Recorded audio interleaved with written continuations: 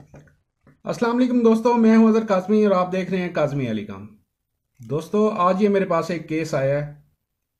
17 inch का universal China LCD LED TV है ये। और इसमें जो है दो किस्म के फ़ाल्ट हैं। मैं आपको बताता हूँ इसमें क्या क्या फ़ाल्ट हैं। पहला फ़ाल्ट इसमें ये है कि इसमें चैनल ट्यून नहीं होते। जब हम चैनल स्कैन करते हैं केबल लगाकर, तो स्कैनिंग इसमें चलती रहती है, लेकिन ये कोई भी प्रोग्राम जो है फाइंड तलाश नहीं करता। पहला फॉल्ट इसमें ये है। ये फॉल्ट ट्यूनर की वजह से भी हो सकता है, ये फॉल्ट ट्यूनर आईसी ख़राब होने की वजह से भी हो सकता है, और ये फॉल्ट सॉफ्टवेयर की वजह से भी हो सकता है। तो ये कंफर्म हो गया, इसमें ये वाला फॉल्ट है। अब जो इसमें दूसरा फॉल्ट है वो भी मैं आपको दिखाता हूँ। इसमें दूसरा फॉल्ट ये है कि जो इसमें हम यूएसबी मल्टीमीडिया डिस्क लगाते हैं, जैसे ये मैं मीडिया पे जा रहा हूँ, यूएसबी डिस्क इस वक्त मैंने इसके साथ कनेक्ट की हुई है। तो वैसे देखा जाए तो ये इसमें वॉल्यूम वगैरह मेन्यू वगैरह हर चीज़ आपके सामने है, बिल्कुल सही काम कर रही है। इनपुट सोर्स भी शो हो रहा है। लेकिन जैसे हम मीडिया पे जाते हैं तो ये इसकी स्क्रीन ये बिल्कुल वाइट हो जाती है। ऐसे लगता है जैसे पैनल की सप्लाई ही बंद हो गई हो। यानी इसमें जो बैक लाइट, ये स्क्रीन वाइट होने का मतलब ये है कि इसमें आपकी जो बैक लाइट है, CCFL LED वगैरह, वो ऑन है। इसका कार्ड भी इस वक्त ऑन है। कार्ड ऑन है तो उसने बैक लैंप को ऑन करवाया हुआ है, लेकिन इस पे जो है इमेज नहीं बन रहा, ग्राफिक्स नहीं बन रही। तो ये एक तो शक ये पड़ता है कि हो सकता है इसके पैनल में फ़ॉल्ट हो। लेकिन अगर पैनल में फ़ॉल्ट होता तो वो टीवी, HDMI, ऑडियो वीडियो सब पे यही हाल होता उसका। बहरहाल इसको देखते हैं इसमें क्या फ़ॉल्ट है।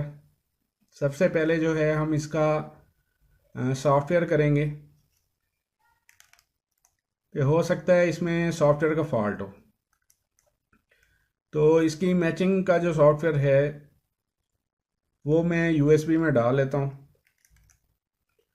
और USB इसके साथ कनेक्ट करते हैं। और इसमें क्योंकि ये हमारा टीवी ऑन है, इसमें मेन्यू के ऑप्शन हमारी ओपन हो रही है। तो मैं करूँगा ये कि मेन्यू में जाके एक सॉफ्टवेयर अपडेट की ऑप्शन होती है, ये मैं दिखाता हूँ आपको। मेन्यू में जाके सबसे आखिर में देखें तो सॉफ्टवेयर अपडेट की ऑप्शन है। क्योंकि इस वक्त USB में सॉफ्टवेयर नहीं है तो ये मैसेज दे रहा है कैन नॉट डिटेक्ट सॉफ्टवेयर का।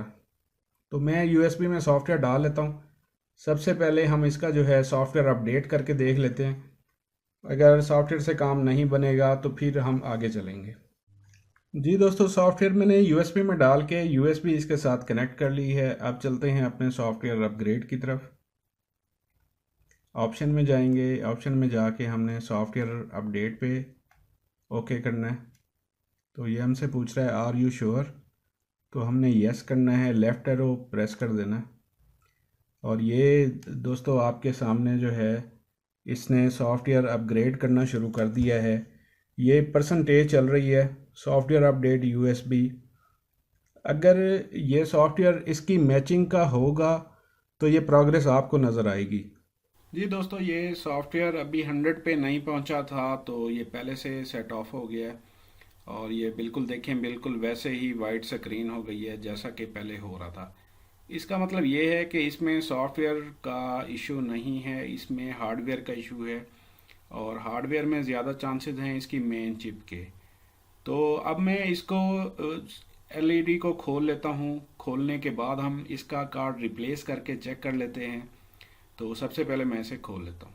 जी दोस्तों, इसको इसका टॉप कवर मैंने ओपन कर लिया है, और इसके जो ये इंफ्रारेड होती है या स्टैंड बाई LED होती है, ये भी इसके टॉप कवर पे कनेक्टेड होती है। तो इसको भी मैंने, इसका स्क्रू भी ओपन कर लिया ताकि हम आसानी से काम कर सकें।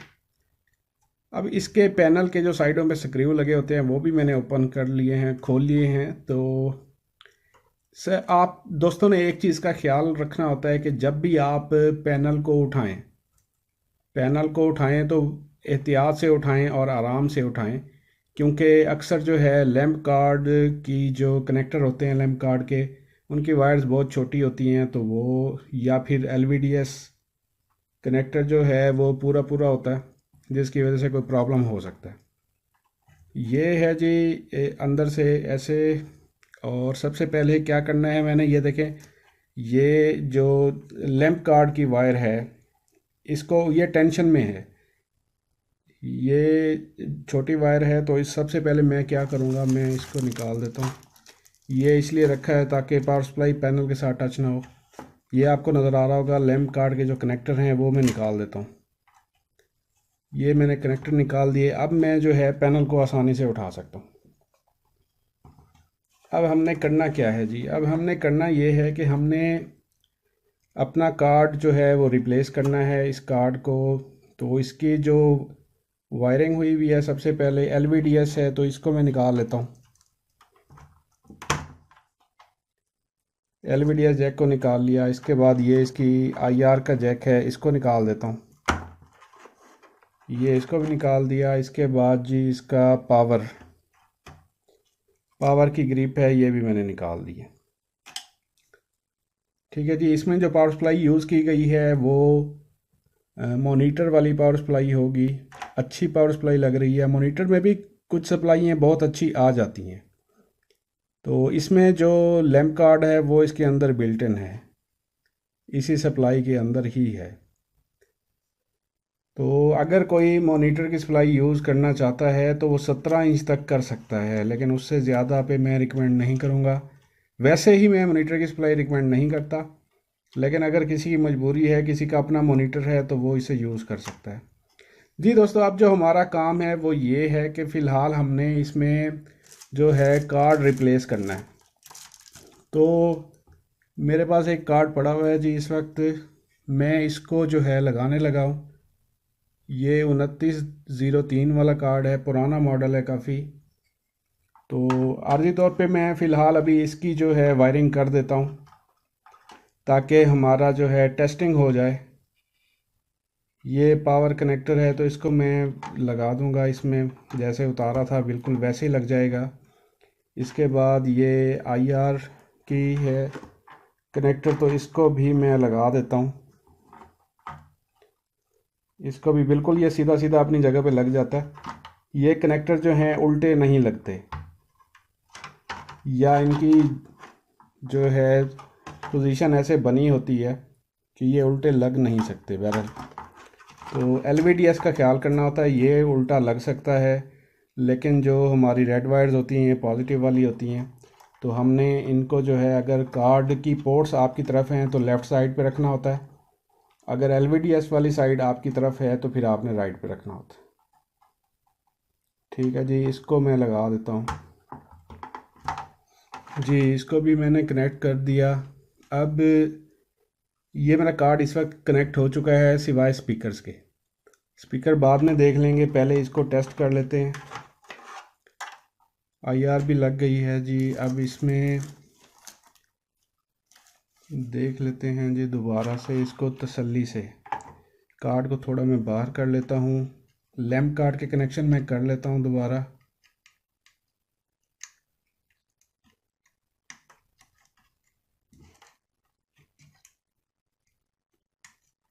जी ये भी हो गया। अब इसको सेंटर में रख देते हैं ताकि कोई चीज़ शॉर्ट ना हो।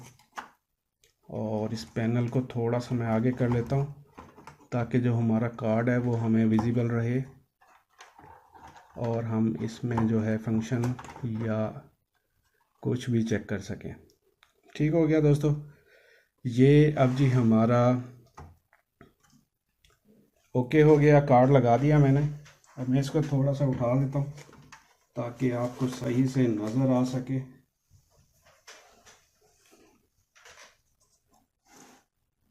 जी दोस्तों, अब इसको पावर ऑन कर लेते हैं। इसका मैं स्विच लगा देता हूँ।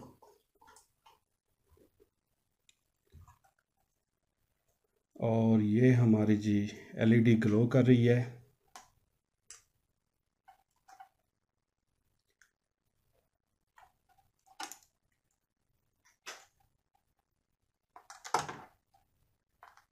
इसको मैं सामने रखता हूँ और फिर इस पैनल को मैं कीपैड से ऑन करने लगा हूँ इस वक्त। ये देखें, ये ऑन हो चुका है हमारा कार्ड, इसका मतलब है बिल्कुल ठीक है। और ये डिस्प्ले आ गया है, लेकिन डिस्प्ले सही नहीं बन रहा। इसमें देखें तो बिल्कुल ये एक किस्म का ना वाइट हो रहा है, प्योर वाइट हो रहा है। इस ऐसे लग रहा है जैसे हमारे पैनल का इशू हो या बिल्कुल कार्ड की तरफ से कुछ आ ही ना रहा हो। मैं इसे एक दफ़ा फिर से ऑन करता हूँ, आपको दिखाता हूँ। ये देखें, ये देखें जी, बिल्कुल इस पर थोड़ी सी लहरें से आती हैं और ये फिर बिल्कुल इमेज नहीं बन रहा, ग्राफिक्स बिल्कुल नहीं बन रही। इसका मैं आपको बताता हूँ, इसमें जो है सॉफ्टवेयर का इशू है। एक पहले मैं ऑलरेडी एक वीडियो शेयर कर चुका हूँ, उसमें मैंने डिफरेंट कंडीशंस बताई थी कि अगर सॉफ्टवेयर का इशू हो तो कैसे दिखता है। ये भी सेम जो है सॉफ्टवेयर का इशू है, तो इसे मैं अनप्लग कर देता हूँ।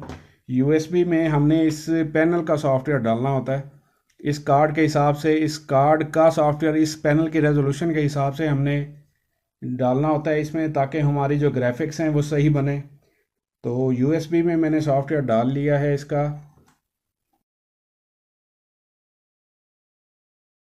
जी दोस्तों, यूएसबी लगाने के बाद हमने करना क्या है कि हमने इसको पावर ऑन कर देना है। ये मैं स्विच लगाने लगा हूँ। ये देखें जी, एलईडी रेड हो चुकी है। अब अगर ये बूट करता है यूएसबी से, ये देखें जी, इसने यूएसबी से बूट करना शुरू कर दिया है। ये जो है इस वक्त सॉफ्टवेयर इसमें हो रहा है। ये थोड़ी देर स्लो ब्लिंक करती है, फिर स्पीड से ब्लिंक करने लग जाएगी, ये फिर रुक जाएगी। ये इसमें सॉफ्टवेयर हो चुका है, ठीक है। अब यूएसबी निकालें ना निकालें उससे कोई फ़र्क नहीं पड़ता, लेकिन ये है कि जब दोबारा से ये पावर ऑन होगा फिर ये यूएसबी बूट पे जाता है। तो इसको मैं यहीं पे पावर ऑन कर लेता हूँ। अक्सर दोस्त मुझसे कमेंट करके पूछ रहे होते हैं कि हम सॉफ्टवेयर कैसे करें। ऑलरेडी मैं वीडियो बना चुका हूँ इस पर।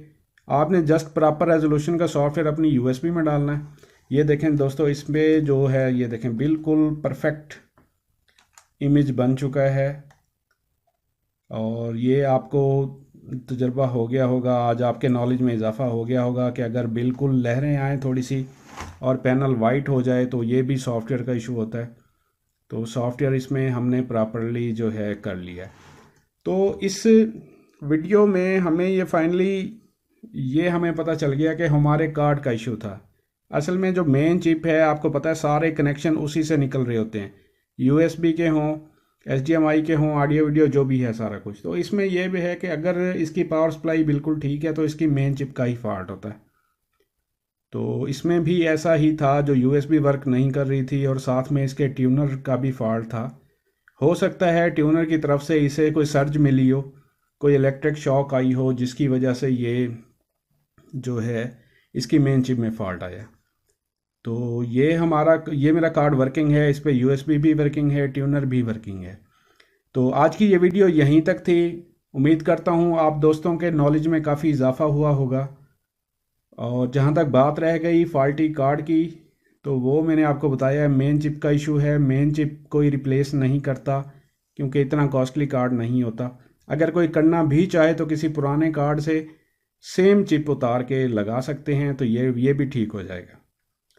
तो उम्मीद करता हूँ आप इस वीडियो को लाइक करेंगे, और ये सारी वीडियो देखने के बाद भी अगर आपका कोई सवाल हो तो आप कमेंट कर सकते हैं, इंशाल्लाह मैं आपको रिप्लाई करूँगा। दोस्तों, आप मेरी वेबसाइट विजिट कर सकते हैं www.kazmiealicom.com। इस वेबसाइट पे मैंने काफ़ी सारे सॉफ्टवेयर्स, LCD LED के सॉफ्टवेयर, रिसीवर्स की डम फाइल और इसके अलावा भी बहुत से सॉफ्टवेयर्स की कलेक्शन रखी हुई है। आप वहां से बाआसानी फ्री ऑफ कास्ट, बिल्कुल फ्री, ये तमाम सॉफ्टवेयर डाउनलोड कर सकते हैं।